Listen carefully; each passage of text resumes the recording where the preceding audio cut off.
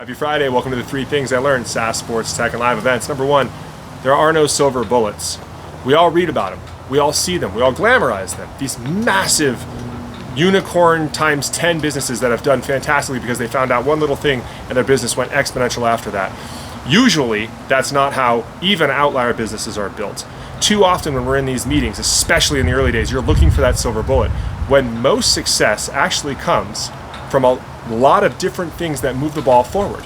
You get a yard here, 3 yards there, 2 yards here. You put a little bit of money into sales, a little bit into marketing, a lot into product, a lot into research, a lot of technology, and we put all of those little things together and we add them up. It becomes an insurmountable lead. So it's good to look for silver bullets. Just don't get trapped in that, and don't let your investors tell you that that's the only way to success, because it absolutely isn't. That's number 1. Number 2, change is very difficult and always resisted internally and externally, both in your company with people's careers and externally with your customers. Here's a little tip. Set a checkpoint. Always sit down and say, look, in a 6-month period, we're going to achieve all of these goals, and by the time we get there, the things that you're most concerned about will not be these things. It'll be something much smaller, and we will celebrate at that point. That sounds obvious and it sounds easy, but if you do that, and you do it effectively, you will create a loyalty, both in your customer base, in the market, in your reputation, and internally with your team, with their careers, that they will begin to trust you.